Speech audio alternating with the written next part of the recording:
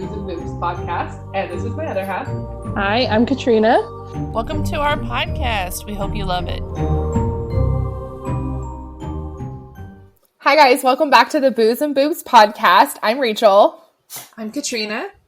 And we are starting our Pride Month series. It is June 2022. And what is our first movie, Katrina? We are doing Scream. Scream. Not everybody necessarily would consider this like an LGBTQ plus movie, right? I would say Except maybe I didn't until we were like trying to, you know how you try to make things fit? And we're like, how can we make this fit? Because we wanted to do this and we're like, well, Pride Month's coming up. Let's just make it work. Well, but I think, because we had started with wanting to do a Pride Month series. Katrina and I are both gay. So we're like, obviously, we have to say something about it. But then when you had mentioned that we were still going to do the Scream, I was like, homo-repressed mama's boy, which makes total sense for Scream, which I consider to be one of my favorite horror movies, to be the first introduction into our Pride Month series.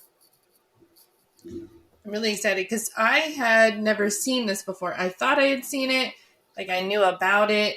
And then so we watched it together for the first time with me not really having any idea of what to expect. And then we talked about it a little bit and I had to watch it a second time just to kind of wrap my head around the whole thing. Because when you're watching it the first time, it's a little bit like you miss a lot of the small things. Well, yeah, and spoilers up ahead. The whole episode's going to be a spoiler. So if you have not seen Scream from 1996, directed by Wes Craven and written by Kevin Williamson, get out now. But it was so fun for me to watch you watch the movie, and we watched it together both times. And yes, the first time when you were watching it, obviously you were just trying to follow the story and kind of follow along the murder mystery. But the second time when you knew what was going on, you were like, oh, I get it. Like the whole time, which was really enjoyable for me. Yeah. I mean, the first time watching it through, I was like, bad vibes. I don't like this guy. I don't like this guy. And yeah, you clocked Billy right away. But I was so confused and conflicted because I was like, oh, the jail thing. And I was like, it's got to be just one. I didn't even think about the, two. And I was like, son of a biscuit. Yeah. And when I watched it, so I watched this movie for the first time when I was 13. So I was still, way behind when the movie actually came out. But, I wasn't almost 30 years old when I saw this movie.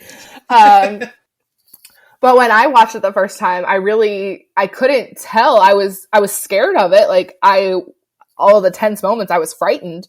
But then I was like, wait a minute, is this a funny movie that is scary? Or is it a scary movie that's funny? I can't tell really what's going on because, I had a little lizard brain. And then I was like, oh, it's a satire. I get it. But that's what, to me, makes it so beautiful is, they're these kids who are living in a world that's just like our world where we understand all of these other references and things that got pulled into their world that they can apply their situation to. And we really hadn't seen that, and cinema hadn't seen it really at the time too, using all of the meta references. So I think that's one reason why it, it's almost 30 years later and it's still working. Yeah, and it's still relevant. Was it like Scream 5 or whatever just came out? Yeah. So obviously it's still working. Yeah. And Katrina has not seen Scream 2 through 5. I've seen all of them. I think Scream 1 is, the best one out of all of them. But they're all so unique in their own ways, but I can't spoil that for you. So we just have to watch them, and then maybe we'll do a Scream series in the future. A fun little game for you guys to play while we're talking. We counted 20 meta references, either references to named movies or just basic horror tropes or things like that we kind of clocked when we were watching Scream. So we want to hear from you guys. Did you catch the same ones? Were there ones that we missed? So let us know, because we've got 20. Oh, you want thingamabobs? I've got 20. You want meta references? Scream's got 20. Oh, I'm going to have fun with that one. So Scream starts with Drew Barrymore, and she is our star for the beginning of the movie, really. She picks up a phone, her landline phone that doesn't have a caller ID because this is 1996, thinks it's a wrong caller. She says, no problem, have a good night. She hangs up the phone. She starts going back about her business. But then the phone rings again, and it's the same guy. And she's like, why do you keep calling? And he's like, oh, well, like, I'm lonely. I want to talk to somebody. And she's like, they have 900 numbers for that, which is like, isn't that like the sex hotline or like phone sex that you can do? Yeah, I think so, yeah. Or like a dating service. I don't know. We have Bumble now, so I don't even have to talk to anybody if I don't want to. Preferably nobody. Exactly. So the two end up having a conversation. Casey's being a little bit flirty, talking to somebody on the phone. He asks if she has a boyfriend. She kind of ignores that and talks around it. They talk about what their favorite horror movies are, because Casey says that she's just getting ready to watch a scary movie. She says Halloween is her favorite while she's playing with a knife from the butcher block. And then in a little funny note, also another meta reference, the caller on the phone says that his favorite scary movie is Nightmare on Elm Street with Freddy Krueger. And guess who directed Nightmare on Elm Street? Wes Craven. Guess who directed Scream? Wes Craven. So it's a little toot of his own horn, but it is a very good movie. We should do it in the future for sure. Definitely. Yeah. But then the conversation keeps going, and then Casey's like, well, why do you want to know this? And the caller says, I want to know who I'm looking at. Blondie. Which is horrifying. 100%. Like, I'm shutting all the blinds, I'm hiding under my table, and never coming out. Well, and she does that too. She starts locking all of her doors. She's running around, making sure that everything's fine. And their first floor has a ton of, like, I can't tell if they're just big windows or if there are several patio sliding doors. There's a bunch of ways to see in. So at least she's trying to barricade herself. Yeah, and I think that when we watched the movie, something we talked about was the people in this movie, they know horror movies, they've seen horror movies, so they have the general idea of what they should be doing, and for the most part, they're trying to do that. So it's not one of those horror tropes of, the victims are so dumb, they're doing the wrong things. Like, really, they're not. It's just that the killers are one step ahead because they have also seen horror movies and they know their next step. Yeah, that's a super great point. Yeah, so then we get to, she's obviously freaked out, keeps hanging up on him. He calls back and threatens her and is like, if you hang up on me again, I will get you like a fish. Which, obviously, she's like, well, shit, now I can't hang up because he knows I'm blonde, he's here. And then he tests her to like a little game, which this is not the time that you want to be playing a game. Well, it's not the time that she wants to be playing a game, but he's starting to go off. He's going crazy. And then she is having a little breakdown and says that her boyfriend's on the way. And he's like, oh, well, I thought you didn't have a boyfriend. And then this is one of my favorite lines in the movie. She's like, I do have a boyfriend. He's big and he plays football and he'll kick the shit out of you. Which is amazing. I love it. Use what you got. But little does she know, her boyfriend is a little incapacitated because they tell her to turn on the patio lights, and her boyfriend is bloodied up, tied to a chair in front of her pool. And terrifying. So she tries to go outside. He says, don't do that. So, I mean, he can still see her. So she stays inside and has to now play his game. The test is, who's the killer in Halloween? Obviously, she knows that it's her favorite movie. She gets it right. So he's like, okay, here's the real test. You know, who's the killer in Friday the 13th? And if you haven't seen it, this is a spoiler. Skip like 30 seconds, maybe less. And she goes, "It's Jason. I've seen that movie 20 times. It's Jason." And he goes, "Wrong. 20 goddamn times. Oh, yeah. And he's like, "Wrong. It was his mother. He didn't come till the sequel." Yeah, I still haven't seen the sequel. I just saw Jason the first time doing this. Yeah, well, but you have seen Friday the 13th. We did watch that, so then that wasn't a spoiler for you, at least. It's just a spoiler to everybody else who hasn't seen it. So she gets it wrong, and then she hears something outside, and then Steve, her boyfriend, was just gutted outside. Yeah, it's disgusting. They show you everything. In my notes, I was like, this dude works fast. Because originally, I did not realize what we know is from the very end. I was like, this dude is like booking it, making cuts, running to this side. So he's everywhere. After that, the killer throws a chair through the patio doors. So he's in the house. So she grabs a knife and leaves the house. Which is so smart. Yeah, because when you think about it, like your house is supposed to be like where you feel safe, where, you know the house, but you don't know if the killer knows your house because people stalk things. You don't know if they've been in your house before because you don't know who it is. And so she leaves. He breaks through a window and she like punches him in the face. Love that. Yeah, she is, and she's still holding the phone. If I'm gonna get murdered, they're gonna feel it. Like they're gonna have to work to murder me. And that's what she did. Like she made them work for it. Yeah, because Casey sees her parents that are driving up either like the street or a very, very long driveway. And she's trying to run around the house to where she can get to them. But then the killer ends up tackling her and then stabs her through the heart. So her lungs are also capacitated because when she gets away from that, she tries to scream, but nothing's coming out. Yeah, so she's still got the phone in her hand that she never hung up. And her parents come into the house. They see it's a wreck. There's smoke from her popcorn that she left on the burner. And the mom goes in. She puts the popcorn on the water. And they're screaming for Casey. They're trying to call the police. And then they realize somebody's on the line. Because back in 1996, if someone's on the line, you pick up another line, you're going to hear their conversation. Mm-hmm. Stalkers. People did that. You got to listen for the breathing. That's the trick.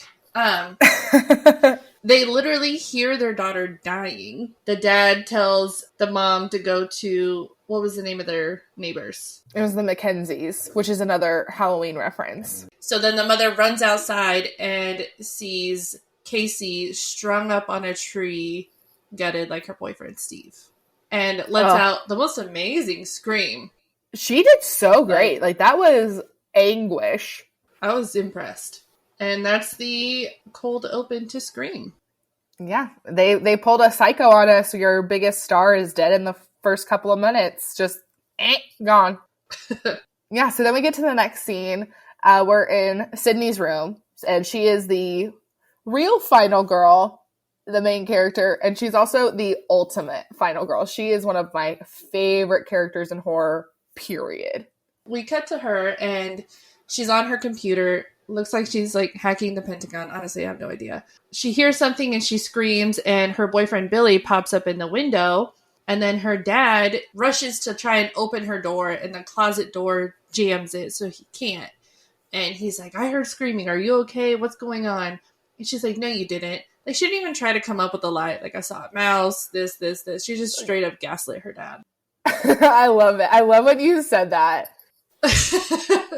Like, stop gaslighting your dad. At least lie. Like, just flat out lie. Like the rest of us. But it was really nice, that he physically went to go check on her. I know, well, I'm also very clumsy, so I could scream in my room, and then my parents would just be like, she broke something It's just again. Rachel. Rachel screams all the time, so she'll be fine. Well, it's because you scare me all the time. It's fun. Stop making it fun, and I won't scare you. I don't think I can. I'm too jumpy. So Billy hides because the dad pops in, and then the dad's like, "Oh, I'm leaving for the weekend," and Billy's in the room overhearing this. He's like, "I'm going to be gone all weekend on a business trip, blah, blah, blah." Finally, the dad leaves. And then Billy pops up, and he and Sydney are talking. We kind of get the essence. Obviously, they're boyfriend and girlfriend, but then they've kind of been together for a little bit. Billy pops off with one of the weirdest types of seduction lines in the world. that he was watching The Exorcist and then started thinking about them as a couple. And Sydney's face, she's like, what the fuck? She's like, how is that going to work? That's a backhanded compliment if I ever saw one. Yeah, exactly. But then he says that it was the edited for TV version. So then that kind of brings up, we get to see them. They've been together for a couple of years now, and their physical intimacy has plateaued or has gone backwards. Like, we don't know exactly what's what, but we can assume that they've never had sex. And we know that there is something that's going on, some kind of a trauma that has happened to Sydney where she's changed from it, but we don't know what that is. But Billy, we get the feeling that he's kind of over it, and he quote, doesn't want to push her, that kind of a thing, but he does want something. And the way it's presented, it's kind of fair, and Sydney sees it that way. So they start making out, they get a little bit handsy, but then Sydney really just stops it. And Billy doesn't push her on it. So kind of in that moment, we're thinking like, this is a healthy relationship. Like, they're not doing perfect right now, but they're at least communicating. Right off the bat, I was like, I don't like him. And Rachel's like, what? You don't like Billy? No. Bad vibes. Yeah, I didn't like it. You immediately were like, nope, this doesn't work for me. And I'm over here like, I can't say anything. I can't say anything. I can't say anything. Because even rewatching it for me, I still love Billy. No. But I also like really, really bad men. So I think that this is a personal problem. Yeah, we have different trauma, so we love-hate different things. Yeah, that's exactly what it is. But after that, Billy goes home, and it kind of cuts to the school the next day where there's a ton of reporters. Everybody's outside gossiping, talking about a lot of different stuff. And then Sydney is like, I don't know why all these people are here. And so Tatum kind of tells her, I can't remember exactly what she said. So what did Tatum? Casey and Steve were filleted last night. Tatum's kind of just like, hey, this is what happened, and really kind of just cold about it. Doesn't really feel anything. She says it's the worst crime in years, even worse than, and then like pauses and doesn't really finish her thought or sentence. So we're kind of still left like, why is everybody just tiptoeing around Sydney? Because that's what it feels like there's nothing. And then we see Gail Weathers, and we figure out that she's a news reporter. But the way that the camera kind of lingers on her, like, it's Courtney Cox, so star power there. But the way it lingers on her, and then the camera pans over to Sydney, okay, that lets us know that they have some kind of a connection. We don't really know what it is. But then the girls just go in school, and then Casey's seat in Sydney's English class, they used to sit right next to each other. So Sydney's just looking over at this empty seat. Obviously, she's struggling with something. We don't really know what it is. But then she gets called into the office to speak with the police that are there, just interviewing all of the students. She goes into the office to talk to the police, and they were talking about something, and as soon as she came in, they just, like, stopped. Because they're like, oh, and obviously someone's tiptoeing again. And they were really gentle with her. They didn't ask her any, like, hard questions, what did you do last night? Who did you see? Blah, blah, blah. Simple stuff. We don't really get a whole lot more from that. They ask about her dad. Yeah, like, how's he doing? It's very gentle. Yeah. It's not, where was your dad? How is he? Has he said anything? And then after her scene with the cops, it goes to the fountain scene where we see the group of 5 friends all together now for the first time. Yeah. The 5 friends are all sitting near the fountain. We assume it's lunchtime. And they're talking about the interviews that they've all had to do and what questions the cops asked them about where they were, what were they doing at what time. And then they were talking about how it takes a man to gut Casey and Steve. And then Tatum popped off with, or a man's mentality, which is so hilarious because Tatum doesn't take no shit. She will just say anything. She's amazing. She's played by Rose McGowan, and I love her. Yeah, and it was funny because the first time watching it, I was like, man, Stu got really defensive with that. Like, he was like, ugh, take a man to do that. Okay, first of all, why is that, why are you proud of that? Like, why is that something you want to claim as a man? It doesn't make sense. Yeah. They asked, like, how do you even gut somebody? Yeah, Sydney says that, and she's the only one that's kind of taking everything really seriously. Everybody else in the group's kind of making jokes, but Sydney and Billy, they're just keeping quiet, keeping to themselves. And she's like, so Sydney says, how do you gut someone? And Stu just looks at her, deadpan face, straight face, no emotion. He said, you take a knife and you slit him from groin to sternum. And everybody else is like, well, that's really dark. And Billy just looks at him and was like, it's called tact, you fuck rad, which we learn is a connection between them, but it just comes off like Billy's kind of standing up for Sydney because obviously this is affecting her in some way that we don't know about yet. So then they're talking about the rest of the day, and Stu looks over at Billy and he's like, well, I didn't kill anybody. And then Billy just looks at him and gives him these like crazy eyes, like, you know how when you're getting in trouble with your mom out in public and she just like looks at you and you just know that you're getting grounded or spanked or something else when you go home? That's exactly how Billy looks at Stu. And he's like, nobody said you did. And on a rewatch, you're like, oh, but you clocked it right away. Like, you knew what was going on. I was like, there's some cahoots happening right now. I don't know what it is exactly, but I was going to find out. And find out you did. After all of that, Sydney goes home, and obviously her dad's away on business. She's talking to Tatum on the phone, and she's just walking through her house. She lays down on the couch. She's watching the news, and then Gail is giving a story and then mentions an exposition on Sydney's mother being raped and murdered a year ago. And this is when we learn, oh, this is when everybody's tiptoeing around, trying not to be coarse about it and not mention it. But I'm like, even if you're not saying it, you're saying it. There's no point in just tiptoeing around it. Just say it. And so she looks, we see a photo of her and her mom.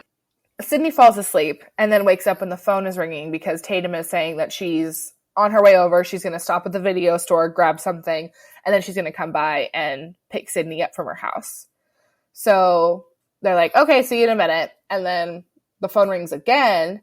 Sydney thinks it's Tatum at first, but then it's the same voice that was calling Casey before. So this is a really great moment because from what we know, if the killer calls you, you die. And this is our main girl. It's like, is she going to die and then we're going to have somebody else pop up? What's going on? But then Sydney doesn't care. She's completely unfazed. And then she thinks it's Randy because Randy likes to make all of the practical jokes. But then we know it's not Randy. And Randy is working at the video store. So Tatum should be with Randy soon because she should. But the caller says that it's not Randy. But then he says his famous line, what's your favorite scary movie? And Sydney, who still thinks everything is a joke, she's like, come on, you know I don't watch that shit, Randy. And he's like, well, why don't you like it? And she says, one of my favorite lines, it's always some big-breasted girl who can't act running up the stairs when she should be running out the front door. These are characters who know everything. They've seen everything. They know the rules of what you have to do. The phone call starts to get a little bit more intense and she's starting to get annoyed is kind of what I sense. So he says, oh, I'm on your front porch. I'm here at your house. And so she tests him. She called his bluff and went out on the front porch and is like, oh, if you're really here and you can see me, what am I doing? And she's like picking her nose, trying to be playful about it. Obviously he gets annoyed because he says, she threatens to hang up. And he says, if you hang up, I'm going to kill you like your mother. And obviously she's like, okay, cross the line right there. She runs back inside, locks the door. And right as she's like locking the door, trying to get back in, he pops out of like the hallway closet and attacks her.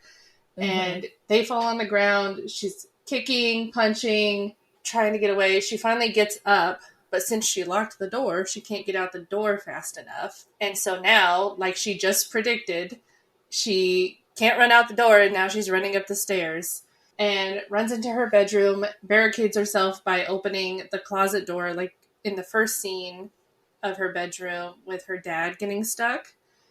Mm-hmm. So the killer's like trying to reach through. She's trying to call 911. She can't. She tries to call it on her phone. It's not working. The killer kind of like runs away. And then a couple seconds later, maybe, Billy pops in through the window being like, oh, I heard screaming. Let me be a hero. And so she obviously like embraces him, is like so relieved that he's there. And then like a mobile cell phone falls out of his pocket.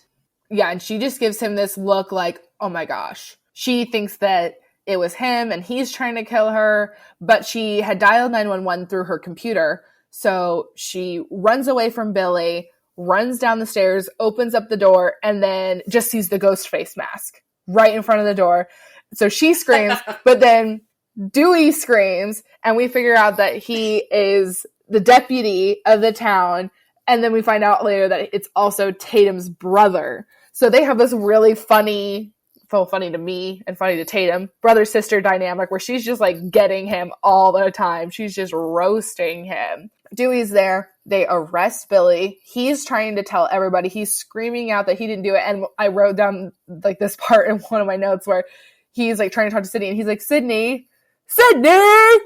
When he gets put in the cop car, but just the way that it sounds is really funny to me. Like, Sydney! I'm like blank space from the 1989 World Tour when Taylor Swift is like with her little golf club and she's like, bang, bang, Sydney!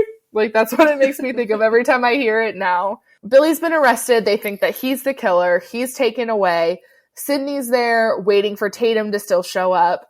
And then Gail shows up with her cameraman. And then she's like, Jesus, grab the camera. We have to get this. And his little funny note is when he's off screen, he's like, my name's not Jesus. Which I think is so good because Gail, we just see that she is ruthless. She will do anything she can to get the story. And then the cameraman, and those are heavy cameras. It takes him a minute to get out of the van and have everything where he can try and shoot because he wants to get action of the scene with the cop car being taken away, Sydney being in the ambulance getting checked out. And then when Kenny brings the camera over to Gail, she says so calmly, and I love her for this. She's like, Kenny, I realize you're about 50 pounds overweight, but when I say move your ass, that means, or when I say get the camera, that means move your fat tub of lard ass now. And this man, he just takes it. He's like, okay. It's so funny. I love it. But that's one of those things, like when I was watching it the first time, I'm like, this is really scary. People are being like hunted and murdered. But then they're coming up with stuff like this. Like, this is hilarious. I'm having a great time. It's a lot of mixed feelings that you're like, you want to laugh, but you're like, oh no, somebody just almost got murdered. And now they're trying to make, like, they're making jokes, obviously. So it's kind of funny that way. But then the next scene is that they're at the police station. Here, obviously Billy's been taken into custody. The cops can't get a hold of Neil, which is Sydney's dad. He's away on business. They're checking flights. They were trying to call him. No dice. So next the cops are questioning Billy and his dad. Because he's a minor, so his dad's in there. Yeah, and then they keep talking about, well, run the phone records. We're going to get a lawyer. We're going to do this. Everyone's like, what are you doing with a cell phone anyway? Because, back then, having a cell phone was not the norm. Right. Now it's like, why don't you have a cell phone? Yeah. If you don't have it, you're screwed. It's everything. Billy is saying, I didn't kill anybody. His father, Hank, says to check the phone records. And then the cop's like, thanks, Hank. We're on top of it. I've seen this movie once or twice, if anybody's wondering. Which I'm like, how hard can it be to check phone records? But then again, I'm trying to remind myself, this is 1996. It was not as easily as accessible as it is now. And not everybody knew how to do those. You don't have a call log on your phone anymore. And these kids are obviously more tech savvy than the parents will ever be. That's just how it is generationally. Billy sees Sydney in like the intake police station, is like telling him, trying to believe him. Like, believe me, blah, blah. No, don't believe him. You don't have to do anything you don't want to. Trust your gut. And so obviously she goes home with Tatum because nobody else, she can't go home alone.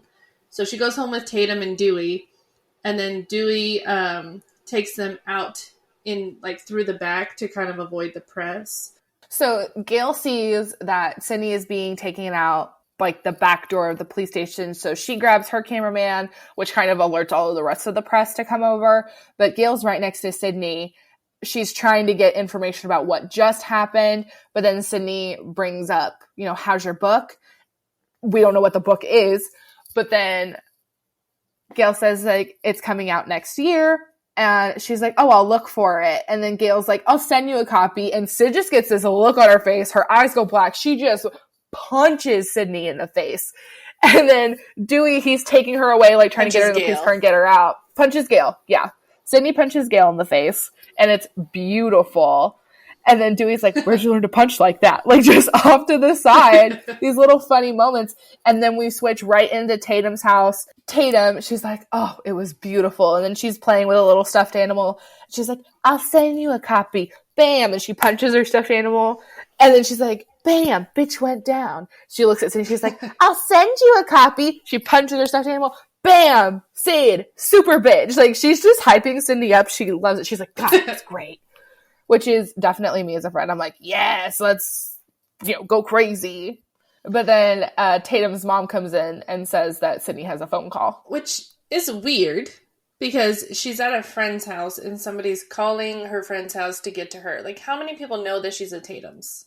Well, but she asks if it's her dad calling because they've been trying to get a hold of her dad. So if her dad knew that she was going to be over there, he would try there. That's what we did in the 90s. Yeah, but that's the only person I can think of that should be calling calling Sydney at Tatum's house. Well, and Sydney thinks that it might be her dad, so she goes to answer the phone. And when she answers it, she realizes, not my dad, because it's the voice of the killer again. And he tells her, you fingered the wrong guy again. And first of all, you fingered the wrong guy. Pretty gay. But obviously, obviously that's a quote of the times. Like, you know, you pointed out the wrong guy. And so now we're kind of getting the hint that the person she accused of murdering her mother maybe isn't the actual murderer. His name's Cotton. That's kind of what Gail Weathers' book is about, is just writing the facts. And Gail doesn't believe that Sydney picked the right guy. Yeah, so then we're at the school the next day. A little side note / meta reference, Linda Blair plays one of the reporters who swarms Sydney when she gets to the school. And Linda Blair played Reagan in The Exorcist. So that's 2 Exorcist references that we have there. And literally, you know, the girl from it. But Sydney goes right over to Gail. They're having a little spat. And Sydney wants to talk about something off camera. They end up talking about exactly what you're saying. Sydney is starting to wonder if when she testified that it was Cotton Weary who killed her mother and Gail doesn't think so, Sydney might be a little bit unsure now because of everything that's going on. Because Cotton's in jail and somebody else is trying to attack her and then using information from her mother's case. Which has to be the absolute worst feeling. Is you were so confident, you put somebody away, and now you have self-doubt. The guilt, Yeah, I can't imagine. So we get in to the school, they're all in the hallways, and then children, I swear. So these 2 guys think it's funny to dress up like Ghostface and run through the hallways, like, terrorizing people. Well, and everyone thinks it's funny, but Sydney. Right, obviously, because she was almost murdered by someone in that. Sydney is basically the most mature one here, but I think it's probably because she has the most trauma. That's just kind of how it works, I guess. But, you know, the boys get sent to the principal's office, and the principal just immediately is like, you're expelled, it's not funny. Like, good for him. Yeah, that's great. Like, a no-tolerance policy that actually works. Like, good for him. Mm-hmm. So she bumps into Billy after being startled by the ghost faces in the school. And then she looks at him funny, and he kind of is like, you still think it's me, don't you? Obviously, the police don't think so. They let me out, blah, blah, blah. And then he makes the worst metaphor possible, saying that, like, I understand, your mom dying because my mom up and left us. And Sydney's like, that's not the same at all. Your mom left. Mine was brutally murdered. And I think that's kind of where I was like, maybe Billy isn't truly in reality right now, because that's not the same. Yeah, and then Sydney says one of my favorite quotes because they're arguing. She says, I'm sorry if my trauma is an inconvenience to your perfect existence. And then she just runs away, which I think is beautiful. But then Billy, in this really good moment in the movie, he's like looking around and he's like, stupid. And he like hits himself like face palm, which I think is so great. And honestly, that's a great way to kind of throw us off the case. It's like, he's making mistakes with his girlfriend. It's a really great like throw off to where you don't think that it is Billy. Yeah, so she runs off and she goes to the restroom, and like there's some girls in the stalls that are like gossiping, and they come out. So she hears them, she goes into the stall, and they come out and they're starting to like make theories of like, who do you think it is, and all of these things. So the girls are coming out of the bathroom stalls, and then they're going to like wash their hands and check themselves out in the mirror.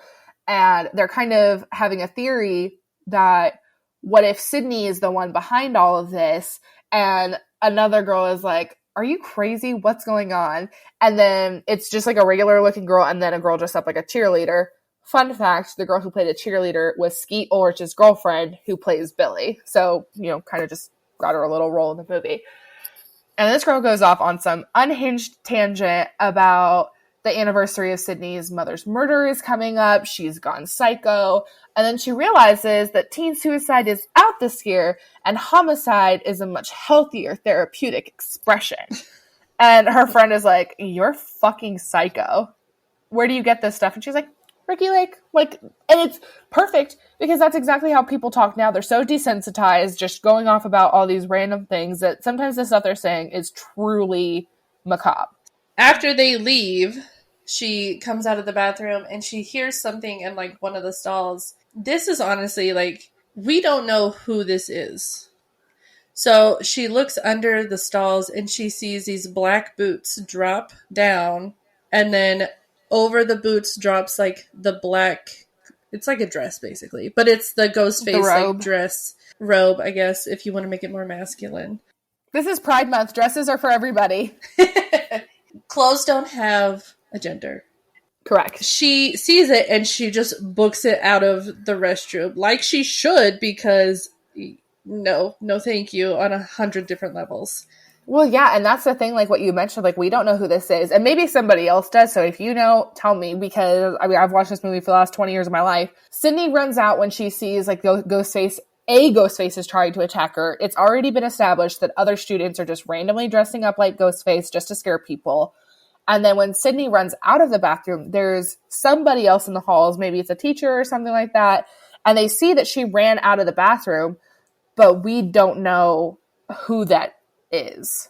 So I don't know if it's Billy or Stu or if it's one of the other students, because there were 2 students pulled into the principal's office who got expelled. So I don't know if that means they're both different ghost faces that dressed up, or if they were all involved in one. Like, I just don't know for sure. So if somebody else knows, just tell me. But tell me in a nice way. I'm very sensitive. Outside of the school, like after all of that, Gail Weathers runs into Dewey because the principal is basically sending everybody home because the town has put in a curfew. School is dismissed. Everybody's going home. And Dewey is doing his duty of, making sure everybody's safe. And Gail Weathers starts flirting with Dewey. And I'm like, don't hurt my man Dewey here, woman. Yeah, you loved him. I love Dewey so much. So then they start flirting, they're talking, and then it cuts to Stu talking to the girls about he's throwing a party. Do you guys want to come? And we go back to the school, and Hembry, the principal Hembry, he hears something in the school, and then he looks out, and the janitor named Fred looks like Freddy. played by Wes Craven. He goes back into his office and he has like he turns around and like there's a mirror like in his closet or something, and he like jumps, and I'm like, me too, sir. I was like, yeah, he kept scaring himself. I'm like, it's a tense time. Obviously, like, if you forget there's a mirror there, you're going to be terrified. Well, yeah, because he keeps hearing these knocks that are coming around. Somebody's messing with him. He's going around trying to figure out what's going on. So then he goes back into his office after scaring himself with the mirror, which is super funny. And then he just goes and shuts the door. He thinks everything's okay. It's not okay. So, and then we see Principal Himbry get murdered, stabbed in the stomach. He was a good man. Yeah, so Ghostface just pops out behind the door. Later, we will theorize why Principal Himbry, we think, got murdered. Because during this, we played a game of who we thought did what, and we'll go over that at the very end, of like who we thought did what, scare, murder, all of that. So then it jumps to Sydney's house. Tatum is talking to Sydney, and then she kind of mentions about how like maybe your mom was sleeping around, because that's the whole thing with Sydney. Sydney is hell-bent on believing my mother was not a whore, she was not sleeping around, she was not cheating on my father, but nobody else believes that. Yeah, she thinks that her mom was raped by Cotton Weary and then was murdered, but Tatum brings up, and honestly she does it very tactfully, she's like, there are some rumors going around, so it is possible. Sydney really doesn't want to hear it, but Tatum is very gentle about it. Like, I believe that this is a really strong friendship between these two women. Tatum is not tactful about a lot of the things that she says, but it shows that she can be. Yeah, and that's actually a very good point. She's pretty direct and vulgar with a bunch of different stuff, but talking to Sydney about Sydney's mom, she is being very gentle. So that's a really great point. So after they have their little talk, and in the background of them talking, you can see a ghost face, like, walking in the woods, like, in the trees. I remember that part. Listening. He's freaking everywhere, man. Dude's fast. So we go to the video store where Randy works, and Stu jumps up and like knocks the VHSs out of Randy's hands, which is something that I would probably do. I think it's something that you have done. I think you're probably right. Sometimes when I play softball, and one of the first baseman girl is like walking out with her glove in her hand, I'll like run by and I'll hit the glove out of her hand and then like run really fast because she will retaliate. And I know. So, I mean, I've definitely done a lot of things like that. I think it's like the youngest child gene. Oh, that makes a ton of sense. So the movie store is obviously very busy because of the curfew. Everybody's trying to abide by. Everybody's going to watch movies, and then everybody's going to the horror section looking for horror movies. And I'm like you said, macabre. Desensitized, basically. Which, I mean, is exactly what people would do these days. Like, nothing has changed in that sense. But Randy knows all of the horror movies. He's basically Rachel. Also knows all the horror movies and all the lines. Well, at least I'm not the murderer. Well, I haven't killed anybody. Anyway. Nobody said you did. Randy comments on Billy standing in the horror section being like, how can he do that? Like, he's prime suspect number 1. And he's just standing in the horror section like nothing even happened. Yeah, and Stu, he's like, well, he didn't kill anybody. And he got exonerated. Like, the cops let him go. And then Randy, he says something that's really funny. He's like, well, but now that we kind of suspect him, do you think Sydney will go out with me? And Stu, he makes his like weird face, does his little funny laugh, and he's like, no, I don't. But this is another, Pride Month reference, is Randy calls Stu, Billy's little lapdog, homos. I love that. Stu and Billy both have some issues. So after that, Stu is trying to like suggest that, Neil Prescott, Sydney's dad, could be the killer. They can't find him. No one's been able to get in contact with him. And he's just trying to, pass the buck of like, make Billy not the number one suspect, basically. That's what they're trying to do. But then Randy goes off, and I love this because he's already been shown to be able to like make those little references and like say stuff. And he says that the father's a red herring, Billy's the killer, and then he turns around and Billy is like right in his face being like, well, how do we know you're not the killer? And then I'm just going to talk about this part because I love it so much. But then Randy's like, you're absolutely right. If this were a horror movie, I'd be the prime suspect.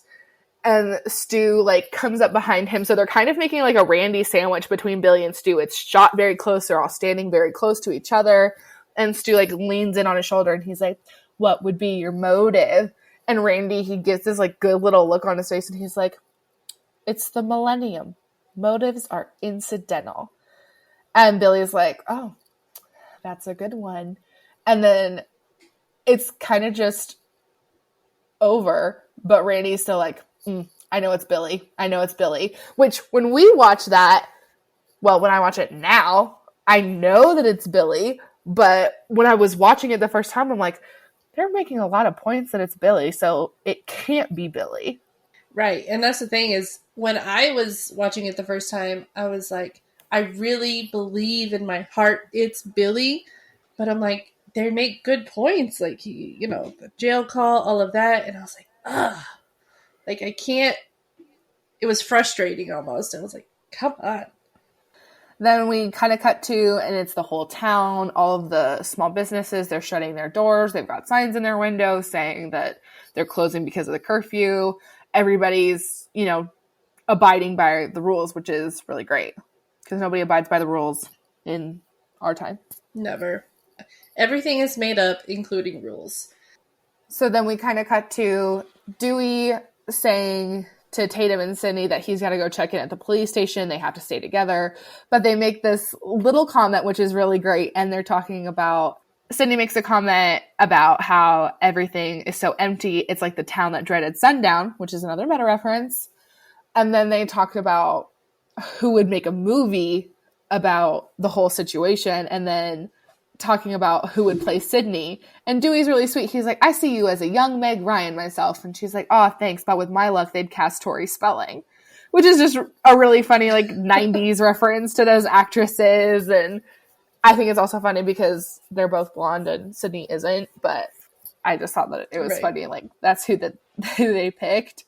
And then Dewey has to go check in at the police station. He tells the girls just to stay together. He knows they're going to the party, but that they're going to go get some groceries for it. Tatum and Sydney are in the grocery store trying to get everything ready for the party, and they start talking about Billy again. And they mention about how Billy is like patient and like he's waiting and he's not being like pushy or anything like that.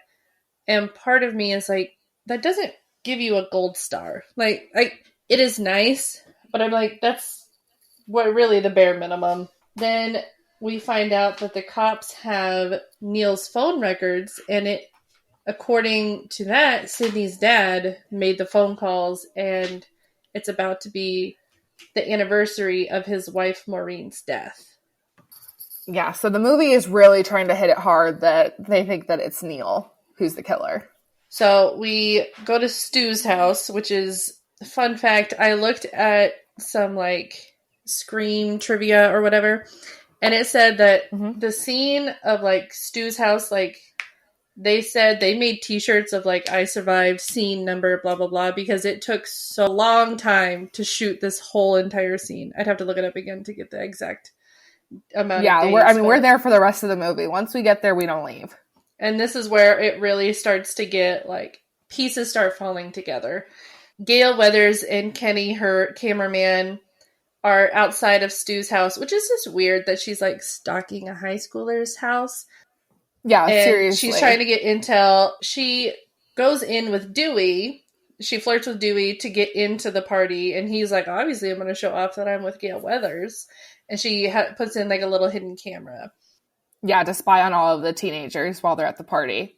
Yeah, again, creepy.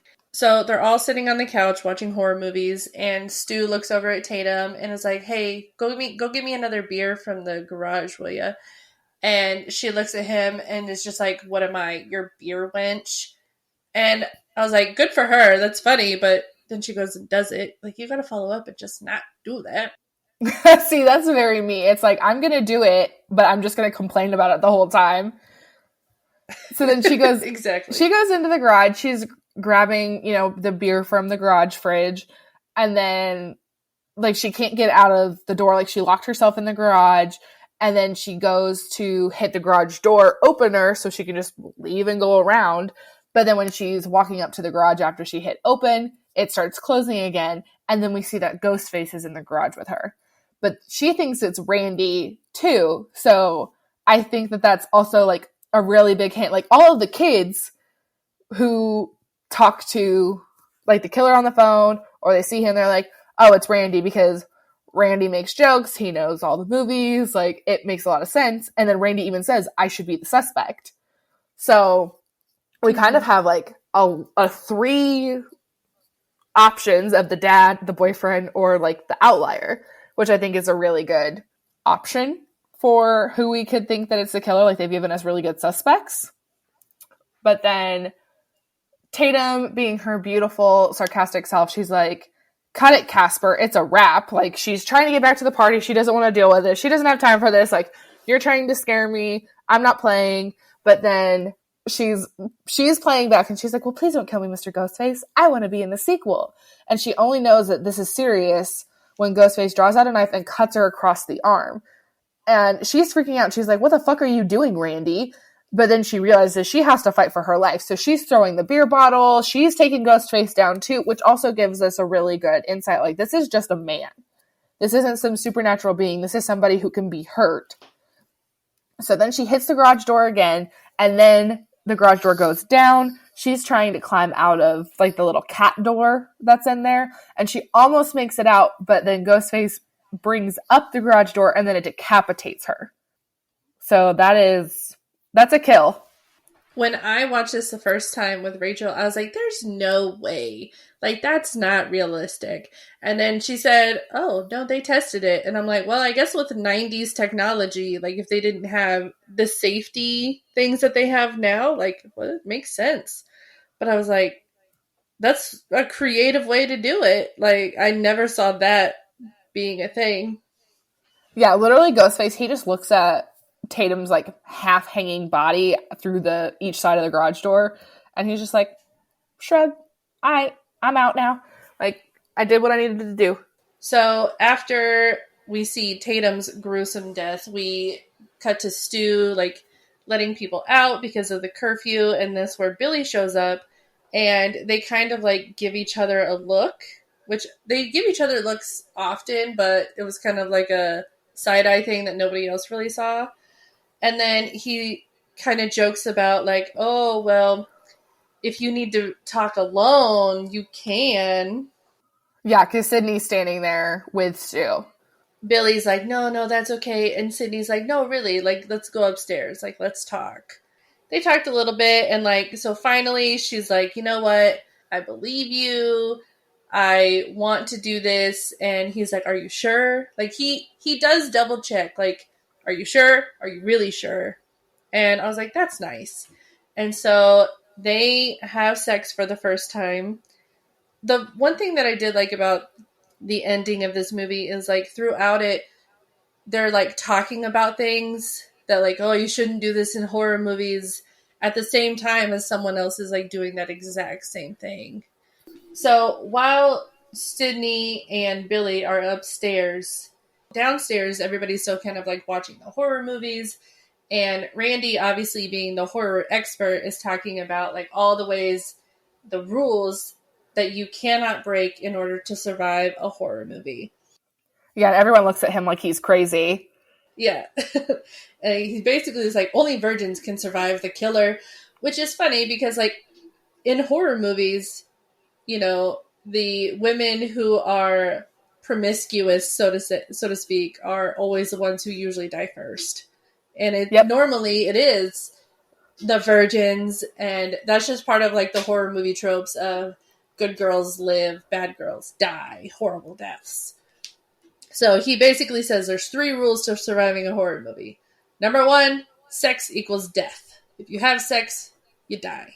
Number 2, no alcohol or drugs. And everybody's like, boo. Yeah, because they're all like drinking and like holding up their drinks. And then number 3 is don't say, I'll be right back.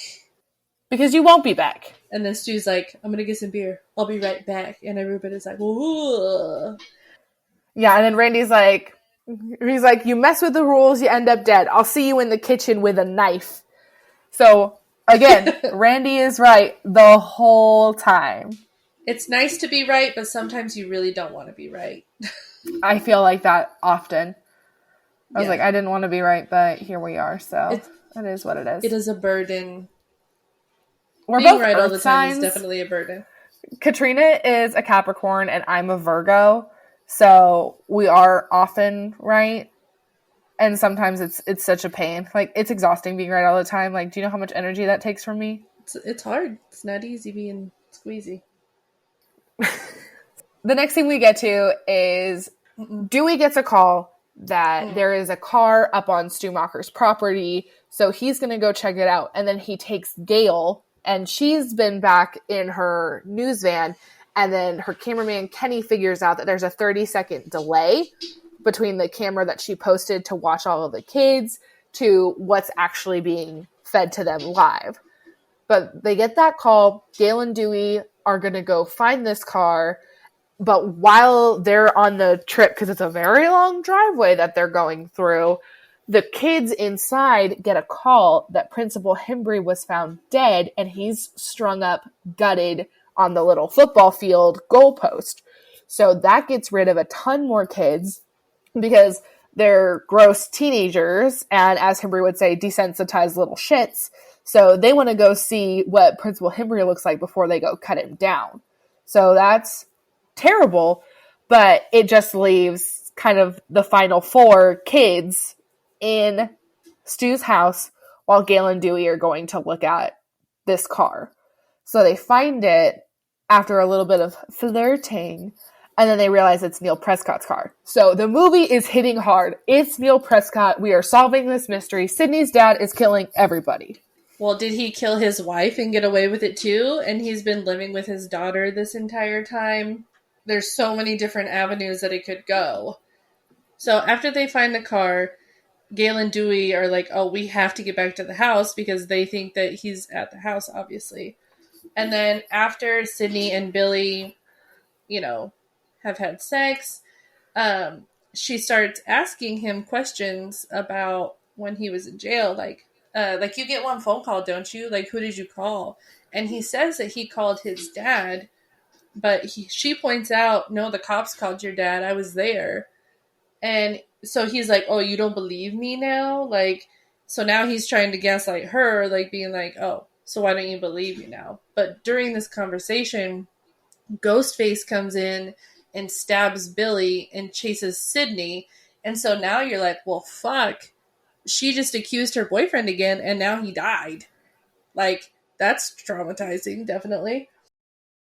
So Sydney's running through the house trying to evade Ghostface. She ends up barricading herself in the attic, and there's no lock on the door, so she has to get out. She ends up falling out of a window and then falls on the boat that they have in their driveway. I guess rich people just have boats in their driveway. That's not my tax bracket, so I don't know. But when she falls off of it and kind of picks herself up, she looks up and she sees Tatum's dead body in the garage. So she knows that bad stuff is going on. Like, she is really freaked out. Her boyfriend just died. Her best friend is dead. She's running around on the property. She meets up with Kenny at the news van, and he's trying to help her, but he ends up getting killed by Ghostface. She escapes the van. She gets into Dewey's cop car. She calls for more help. Ghostface is there and ends up kind of chasing her back towards the house. And then she's between Stu and Randy, who both are randomly outside. We have no idea why. And this is really beautiful because they're both trying to say, like, he did it, he killed Tatum, he killed everybody. They're throwing blame at each other. And Sydney is very smart, and she's just like, fuck you both, and then shuts the door. She's got Dewey's gun because, oh, Dewey got stabbed. You You lost your mind. I did, because I love Dewey so much in this movie. And I was so mad because I'm like, Dewey's probably still a virgin, so he shouldn't have even, he should be safe. There are so many different things happening at the same time during like these last couple scenes that they kind of blend together. So it's one of those things where like we're following Sydney, but at the same time, you know, Randy got hurt at some point, and Stu looks like he's freaking out because he saw something, and then we have Dale and Gooey. Gooey, that's their couple name. It's a good couple name. Gooey, because they're both kind of soft for each other. It's Gooey. From now on, they are Gooey.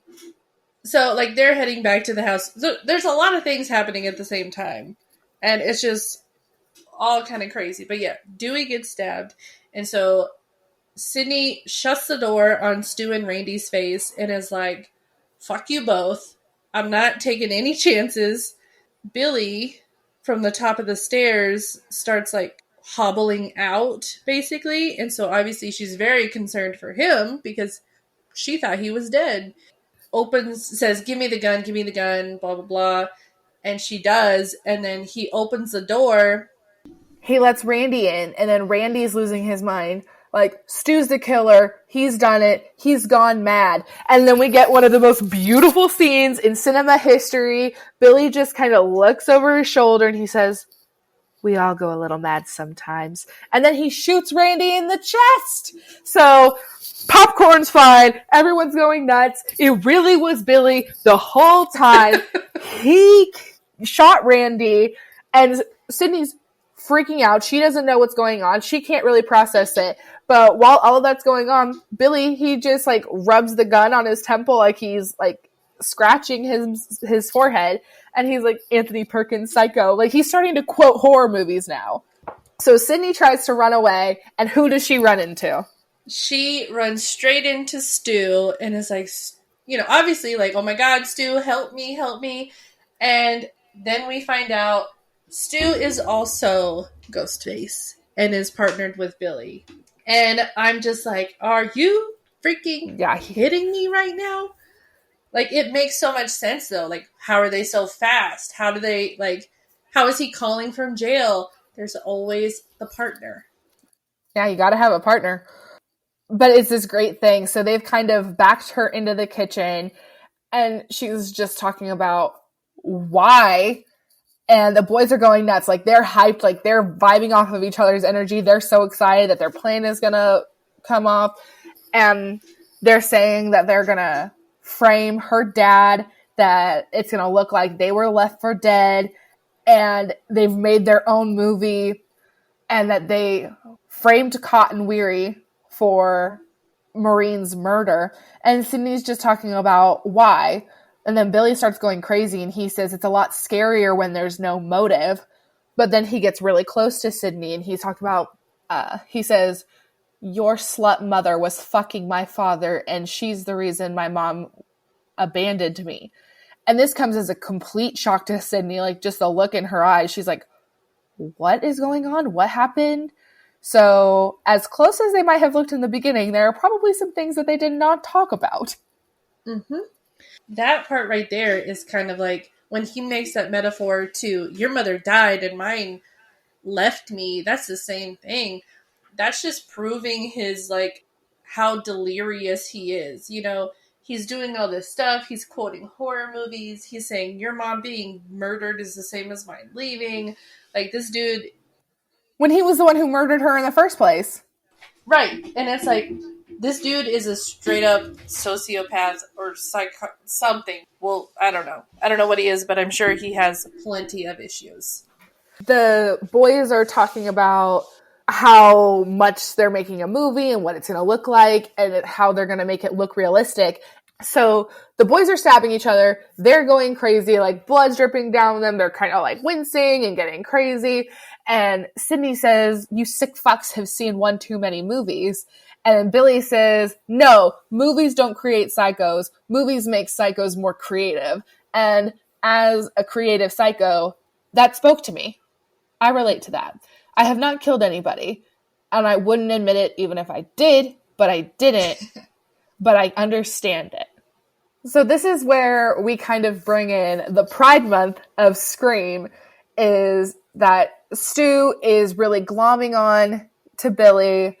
He's like hanging on him. He's so excited. He's talking about how everybody dies but us and how they're all in this together, and he's really excited. But Billy's kind of, in his own world, like his focus is completely on Sydney.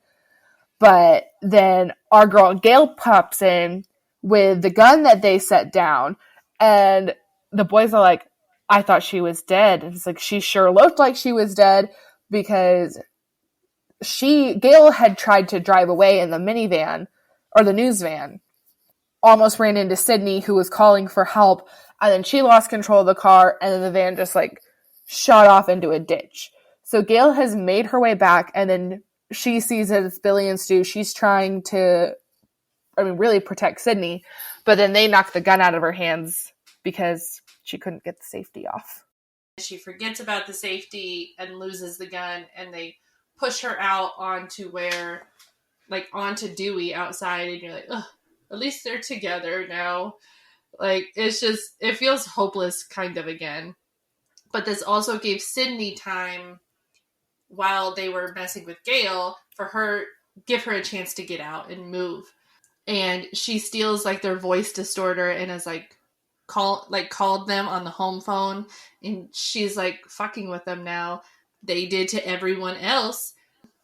Oh my god, this is one of my favorite scenes, because it's Stu on the phone. Billy's running around the house trying to find Sydney, and Sydney's like, guess who called the police and reported your sorry motherfucking asses? And Stu says two of my favorite lines ever, but Sydney asks, Billy's got a motive, what's yours? And he's just like, peer pressure, I'm far too sensitive. And then Billy comes up and takes the phone, and he's like, where are you, you bitch? And he's running around because like he is going to murder Sydney. Like, he is losing his mind. Yeah.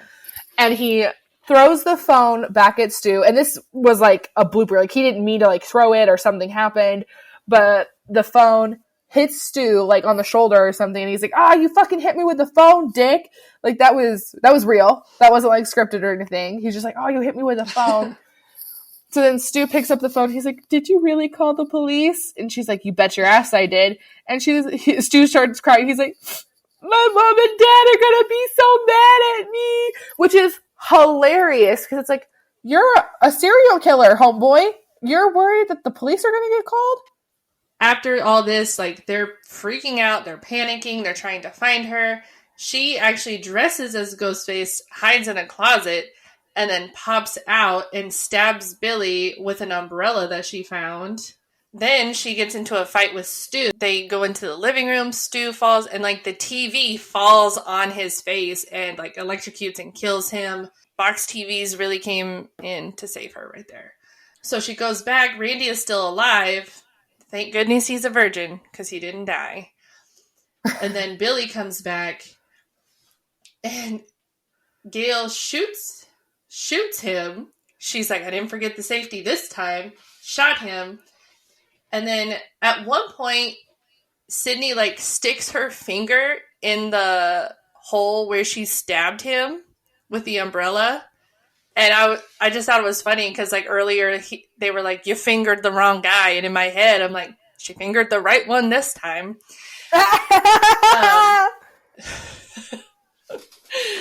So Sydney gets the gun.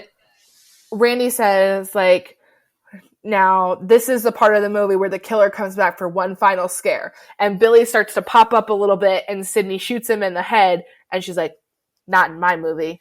Which I love, because, I mean, she's been through enough as it is. Like, she does not need to continue her life knowing that that man is alive in jail or whatever, could get out at any time. Like, just, self-defense, just get it over with. Don't deal with that. Oh, no spoilers, because there's a whole series about Sidney Prescott.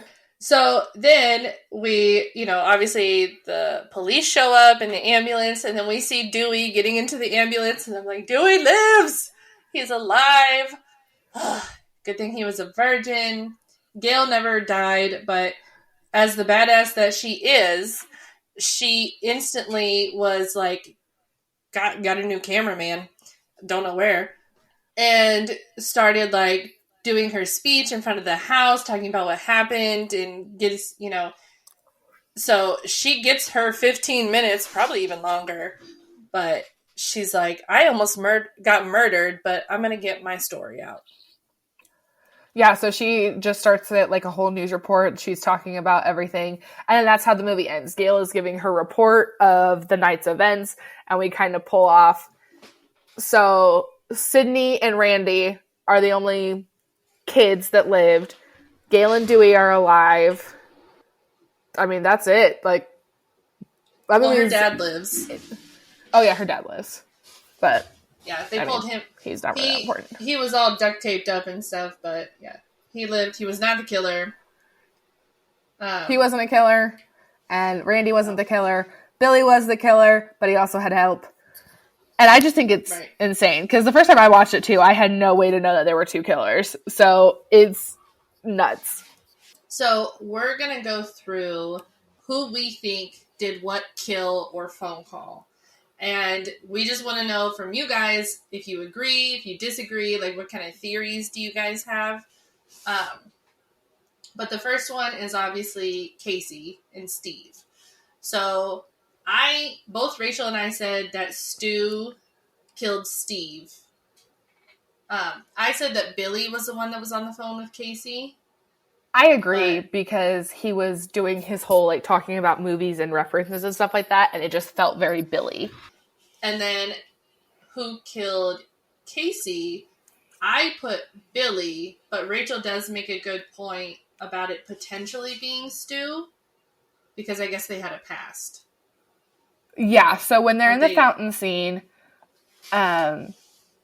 Stu reveals that he dated Casey previously, and Casey pulls off the mask of who's killing her, and I just think it's probably more poetic if Stu was the one to kill her when they had dated. Yeah, and I remember earlier in the movie, like later past that, they talk about there's always a reason to kill your girlfriend, and I'm like, no, you can just leave, bro.